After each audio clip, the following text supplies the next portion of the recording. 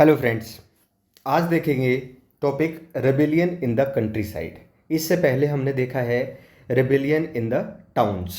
अब टाउन्स में जो रेबेलियन हुआ था वो मिडिल क्लास के लोगों ने ज़्यादा किया था। उनमें बेसिकली स्टूडेंट्स थे, कॉलेजेस और स्कूल्स के हेडमास्टर्स, टीचर्स थे, लॉयर्स थे। उन लोगों ने अपना रेवोल्यूशन में योगदान दिखाया था। अब देखते हैं कि कंट्री साइड विलेजेस में कैसे होगा। सिटीज से नॉन कॉपरेशन मूवमेंट फैल गया कंट्री साइड में, और ये स्ट्रगल अब पीजेंट्स और ट्राइबल्स का बन गया था। पहले देखेंगे पीजेंट्स के बारे में। आफ्टर फर्स्ट वर्ल्ड वॉर ये चीज़ें डेवलप हुई थी डिफरेंट पार्ट ऑफ इंडिया में, चीज़ें शुरुआत हो चुकी थी, बट नॉन कॉपरेशन मूवमेंट ने इसको और ज़्यादा हवा दी है। अवध में देखते हैं। Awadh is basically central part of current UP. यहाँ पर पीजेंट्स के मूवमेंट को लेड कर रहे थे बाबा रामचंद्र। ये हैं बाबा रामचंद्र। ये इनको बोला जाता है एज ए सन्यासी। अर्लियर ये फिजी में रहे थे as an indentured labourer. Indentured labourer British government में ये होता था कि at the time between the 1834 to 1917 लोगों को बाहर लेके जाते थे। जो गरीब होते थे उनको कहते थे कि आप एक कॉन्ट्रैक्ट साइन कीजिए और हम एक टाइम स्पेसिफिक के लिए 5 साल के लिए फिजी में आपको लेके जाएंगे। वहाँ जाके आप लेबर करना, आपको कुछ पैसा मिलेगा एंड देन हम आपको वापस ले आएंगे। तो वो एज ए लेबरर वहाँ गए थे फिजी में। और यदि आपसे ये पूछ लिया जाए इंडेंचर्ड लेबरर क्या होते हैं, तो ये टाइप ऑफ बॉन्डेड लेबर होते हैं। फिजी आपको यहाँ मैप में दिखाया है, ऑस्ट्रेलिया के पास में ही है। ओशिनिया कॉन्टिनेंट में हम इसको गिनेंगे। तो इंडेंचर्ड लेबरर थे ये बाबा रामचंद्र। इन्होंने मूवमेंट शुरू किया था अगेंस्ट तालुकदार्स और लैंडलॉर्ड्स। तालुकदार्स एक एरिया, तालुके के ऊपर काम करने वाले लोग। तालुका एक स्टेट मान लीजिए आप, छोटा स्टेट, उसके ऊपर टैक्स कलेक्शन का जो काम करते थे वो तालुकदार्स कहलाते थे, या फिर लैंडलॉर्ड्स। उनसे डिमांड ये थी कि जो तालुकदार्स अंग्रेज़ों के कहने पे हमसे जो टैक्स वसूलते हैं ये बहुत ही ज़्यादा है, क्योंकि अंग्रेज़ों ने हो सकता है कुछ भी कहा हो कि हमें इतना टैक्स चाहिए, बट ये अपनी मर्जी से कुछ भी ले रहे हैं। एज ए मिडल मैन ये लोग काम करते थे। तो ये डिमांड कर रहे हैं एक्सेसिवली हाई रेंट्स एक तो, और variety of other cess from peasants. अब सेस होता है टैक्स के ऊपर टैक्स। ये बेसिकली जैसे आज के समय में एजुकेशन सेस सरकार भी लगाती है। जब स्टेट और सेंट्रल गवर्नमेंट फंड रेज करती है किसी स्पेसिफिक पर्पस के लिए, तो उसको हम सेस बोलते हैं। पीजेंट्स को बेगार करनी पड़ती थी। आज के समय में भी जो हमारे पास राइट अगेंस्ट एक्सप्लॉयटेशन है, उसमें इस बात की सख्त मनाही है कि बेगार नहीं करवा सकते आप किसी से। बेगार मतलब forced labour without any payment, वो नहीं करवा सकते। यहाँ पर भी ये लोग ऐसा करवाते थे कि यदि आप पैसे नहीं दे सकते तो ये काम कीजिए, और उनका पैसा वो कभी उतरने ही नहीं देते थे। तो लैंडलॉर्ड्स ने उनकी लाइफ बहुत हार्श कर रखी थी।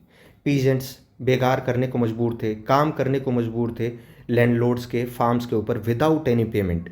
और एज टीनेंट्स वो किराए पे यदि उनकी लैंड ले लेते थे और उस लैंड के ऊपर खेती करते थे, तो उसका ज़्यादा हिस्सा चला जाता था जो मालिक है उसके पास। और टीनेंट होने के नाते उनकी कोई सिक्योरिटी भी नहीं थी टेन्योर की, कि आप इतने सालों तक इस ज़मीन को बो सकते हो और उसके बाद में आप ये पैसे उतार सकते हो। उनको रेगुलरली वहाँ से निकाल दिया जाता था, एविक्ट कर देते थे। क्यों? क्योंकि यदि वो ज़्यादा लंबे समय तक यदि उस ज़मीन के ऊपर खेती करेंगे तो उनके कुछ राइट्स बन जाएंगे। वो राइट कभी भी वो उनके बनने नहीं देना चाह रहे हैं। So they could acquire no right over the leased rent. Peasant movement शुरू होता है और उनकी डिमांड ये रहती है कि हमारे टैक्स जो रेवेन्यू हम दे रहे हैं उसमें रिडक्शन होनी चाहिए, और अबोलिशन होना चाहिए बेगार का। बेगार मतलब बॉन्डेड लेबर का अबोलिशन होना चाहिए, और सोशल बॉयकॉट होना चाहिए। ये जो लोग ऑपरेसिव लैंडलॉर्ड्स हैं इनका सोशल बॉयकॉट होना चाहिए, इनका हुक्का पानी बंद होना चाहिए। इन लोगों ने एक्सप्लॉयटेशन के सिवा समाज में कुछ नहीं किया है। तो इनकी 3 बड़ी डिमांड्स हैं, आपको याद रखनी है। पहली, रिडक्शन ऑफ रेवेन्यू, रेवेन्यू कम हो और बेगार अबोलिश कर दिया जाए, और सोशल बॉयकॉट हो ऑपरेसिव लैंडलॉर्ड्स का। कई जगह पे तो नाई धोबी वंश भी किए गए। नाई धोबी बंद पंचायत ने किए हैं। क्यों किए हैं? क्योंकि जो लैंडलॉर्ड्स हैं उनको बेसिक सर्विसेज, बार्बर्स की, वॉशरमैन की बेसिक सर्विसेज से डिप्राइव कर देना कि वो उनको ना मिल पाए, तो उनको पता चलेगा एक आम इंसान की अहमियत। जून 1920 में जो कांग्रेस के एक बड़े लीडर थे जवाहरलाल नेहरू उस समय भी, तो वो अवध में आते हैं गाँव में और विलेजर्स से बात करते हैं और उनकी तकलीफ़ जानने की कोशिश करते हैं कि किस चीज़ से वो गुजर रहे हैं। अक्टूबर में अवध किसान सभा बनाई जाती है। ये है अवध, ये अपना यूपी, और यूपी में आपका जो सेंट्रल पार्ट है उसको हम बोलेंगे अवध। ये इससे ऊपर वाला ब्रिज हो जाएगा। अवध किसान सभा सेटअप की गई, जवाहरलाल नेहरू उसमें लीडर हैं, बाबा रामचंद्र और कुछ एक और लोग भी इसमें लीडर्स के पोजीशन पे रहेंगे। तो अवध किसान सभा अक्टूबर 1920 में बनाई गई है और जवाहरलाल नेहरू, बाबा रामचंद्र और फ्यू अदर्स इसमें लीडर्स रहेंगे। आपसे ये पूछा जा सकता है, सो ध्यान से देखना। अब जब अवध किसान सभा बनी है तो with in a month he 300 branches उसकी खुल जाती हैं नियर बाई जो विलेजेस हैं उनमें, उस रीजन में। जब नॉन कोऑपरेशन मूवमेंट शुरू हुआ है आगे आने वाले एक साल में, अब जब हमने देखा था तो जनवरी 1921 में नॉन कोऑपरेशन मूवमेंट शुरू हुआ है। When non cooperation movement began in the following year, जो कांग्रेस के एफर्ट्स थे उनका यही था कि सोशल बेस हमें बनाना है। तो वो कैसे बनेगा? अवध पीजेंट स्ट्रगल को हम इंटीग्रेट कर लेते हैं, मिला लेते हैं इसमें, तभी ये एक वाइडर स्ट्रगल के तौर पे दिखेगा। क्योंकि देखिए शहरों में मिडिल क्लास ने उनका साथ देना शुरू कर दिया था, पीजेंट्स और ट्राइबल लोग भी आके साथ जुड़ेंगे, उधर से मुस्लिम लोगों ने खिलाफत मूवमेंट की वजह से नॉन कोऑपरेशन मूवमेंट को साथ दिया है, तो ये इसका एक सोशल बेस बढ़ रहा है। Peasant movement however developed in a forms the Congress leadership was unhappy.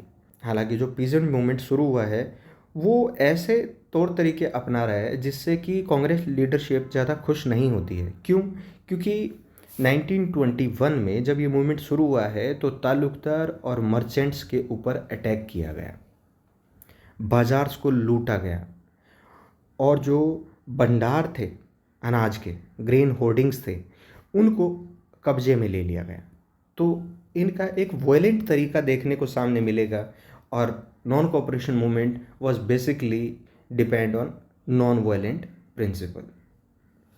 बहुत जगह पे लोकल लीडर्स ने पीजेंट्स को ये भी कहा कि गांधी जी ने डिक्लेयर कर दिया है कि आपको अब कोई भी टैक्स नहीं पे करना पड़ेगा और गरीब लोगों को ज़मीनें बांट दी जाएंगी।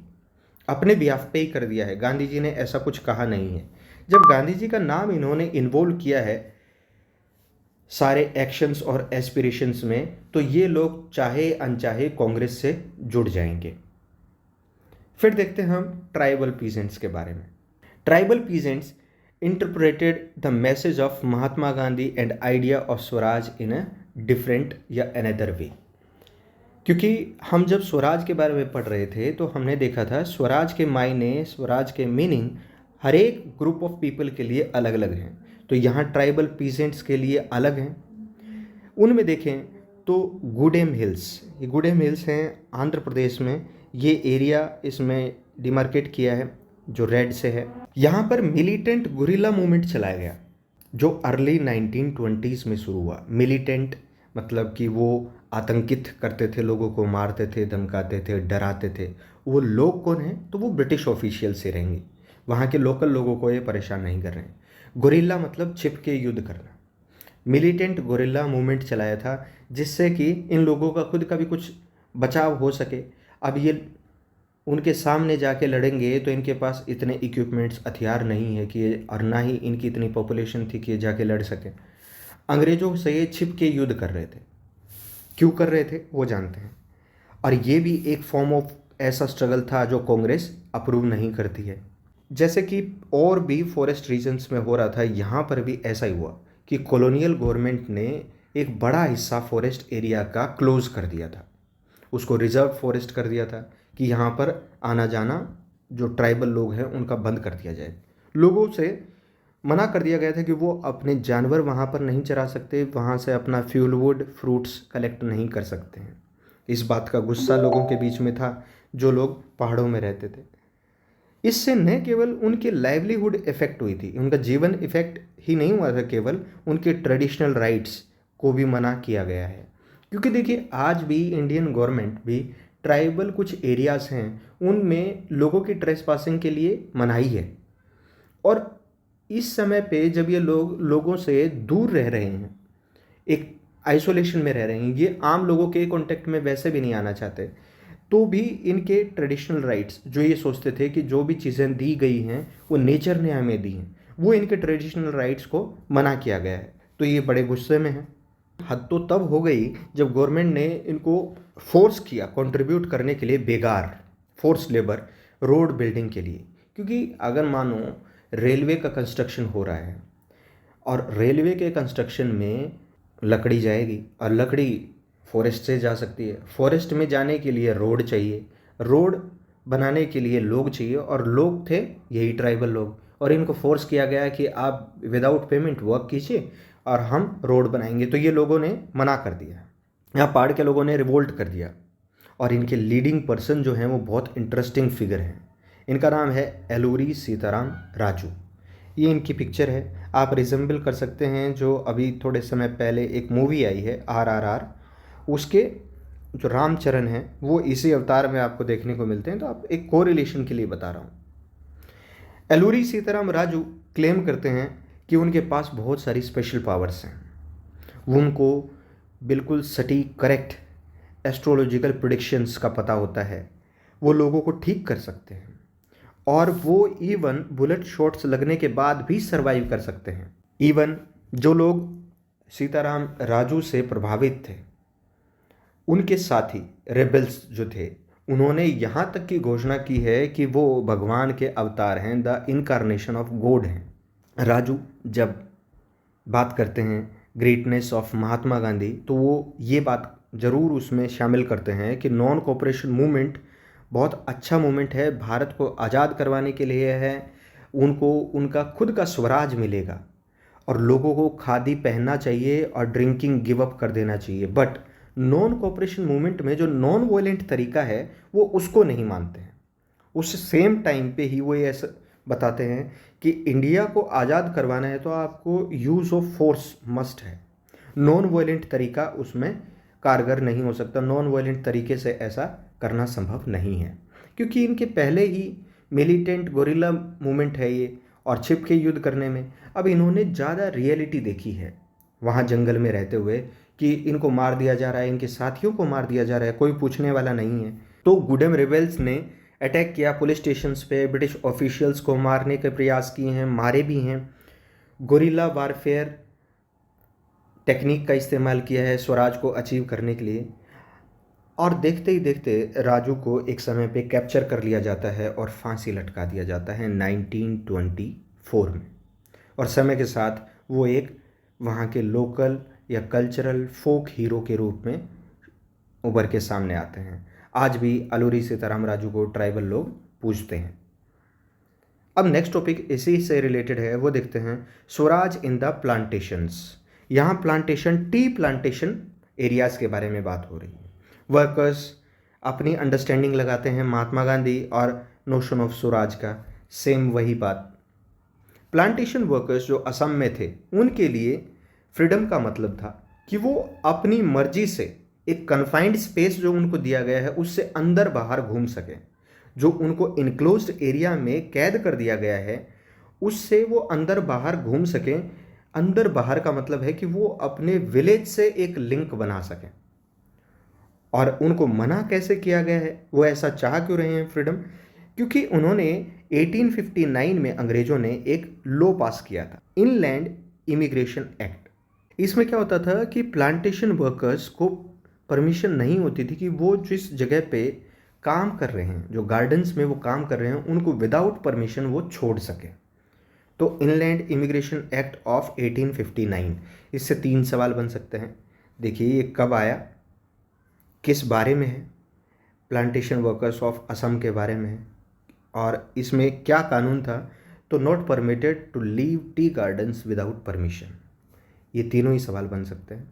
जो प्लांटेशन वर्कर्स थे, इन्होंने जब नॉन कोऑपरेशन मूवमेंट के बारे में सुना तो बहुत सारे लोगों को ये लगा कि अब गांधी राज आने वाला है, और thousands of workers डिफाइड the authorities.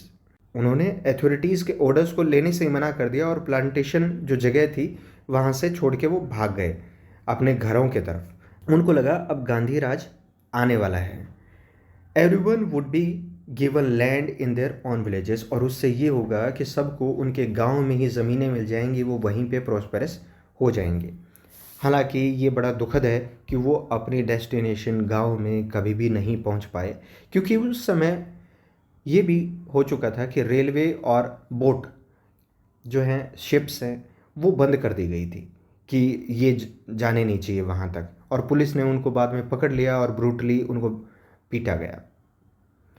तो जो विज़न हम मूवमेंट्स का देख रहे हैं वो कांग्रेस कभी भी उसको मानती नहीं है कि ऐसा करना चाहिए, ऐसा मना कर देना चाहिए। बट उनके अपने मानने हैं स्वराज को लेके। उनकी इमेजिनेशन यही है कि एक समय गांधी राज आएगा, उसके बाद में उनकी सारी सफरिंग, सारी ट्रबल्स ख़त्म हो जाएंगी। येट जब गांधी जी का नाम ट्राइबल लोग चेंट करते हैं, बोलते हैं स्लोगन्स में, तो वो इसी बात की डिमांड करते हैं उसमें कि स्वतंत्र भारत होगा, और वो इमोशनली ऑल इंडिया एजिटेशन के साथ जुड़ जाते हैं। और देखिए, जब ये ऐसा करेंगे, स्वतंत्र भारत की डिमांड करेंगे, गांधी राज की बात करेंगे, तो ये लोग कांग्रेस के साथ चाहे अनचाहे जुड़ जाते हैं। कांग्रेस ने ऐसा कुछ नहीं कहा है कि कांग्रेस जाके प्लांटेशन वर्कर्स को अभी तक कि आज़ाद करवाएगी, बट वो खुद ऐसा मान रहे हैं कि गांधी राज आएगा, नॉन कोऑपरेशन मूवमेंट शुरू हो चुका है। और when they acted in the name of Mahatma Gandhi और link their movement to the Congress, तो उनको आइडेंटिफाई किया जाता है कि वो मूवमेंट का हिस्सा है। और इसी चीज़ से ये दिखता है कि they went beyond the limits of their immediate locality, वो अपनी उस लोकेलिटी से बढ़ के एक नेशनल मूवमेंट का हिस्सा हो जाते हैं। तो ये आपका टॉपिक नॉन कोऑपरेशन मूवमेंट यहीं फिनिश होता है। Thank you so much. Please like, share and subscribe.